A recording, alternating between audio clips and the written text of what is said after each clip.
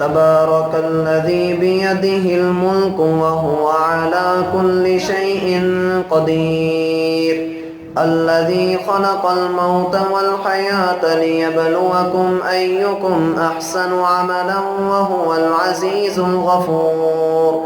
الذي خلق 7 سماوات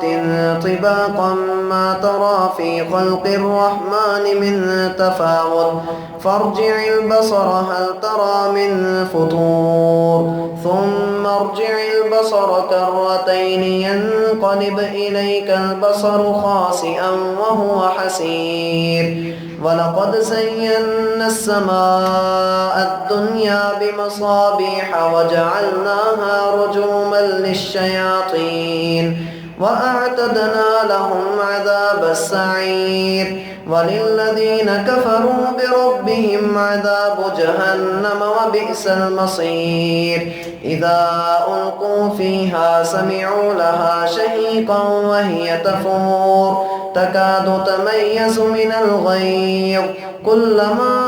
ألقي فيها فوج سألهم خزنتها ألم يأتكم نذير قالوا بلى قد جاءنا نذير فكذبنا وقلنا ما نزل الله من شيء إن أنتم إلا في ضلال كبير وقالوا لو كنا نسمع أو نعقل ما كنا في أصحاب السعير فاعترفوا بذنبهم فسحقا لأصحاب السعير إن الذين يخشون ربهم بالغيب لهم مغفرة وأجر كبير وأسروا قولكم أو اجهروا به إنه عليم بذات الصدور ألا يعلم من خلق وهو اللطيف الخبير هو الذي جعل لكم الأرض ذلولا فامشوا في مناكبها وكلوا من رزقه وإليه النشور أأمنتم من في السماء أن يخسف بكم الأرض فإذا هي تمور أم أمنتم من في السماء أن يرسل عليكم حاصبا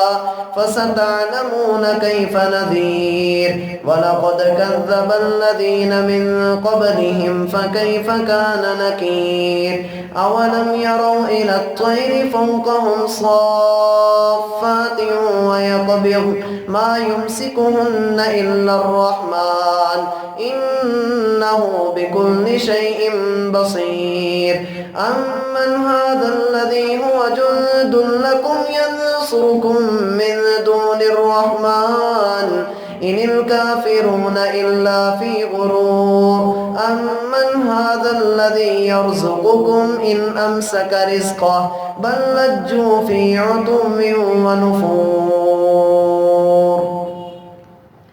أفمن يمشي مكبا على وجهه أهدى أمن يمشي سويا على صراط مستقيم قل هو الذي أنشأكم وجعل لكم السمع والأبصار والأفئدة قليلا ما تشكرون قل هو الذي ذرأكم في الأرض وإليه تحشرون ويقولون متى هذا الوعد إن كنتم صادقين قل إنما العلم عند الله وإنما أنا نذير مبين فلما رأوه زلفة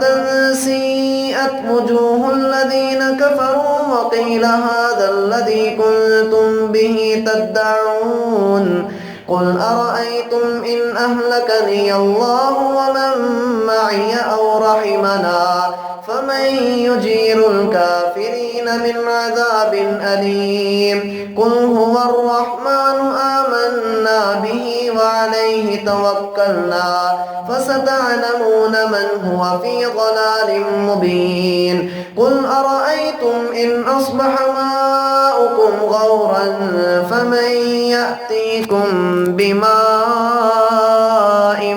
معين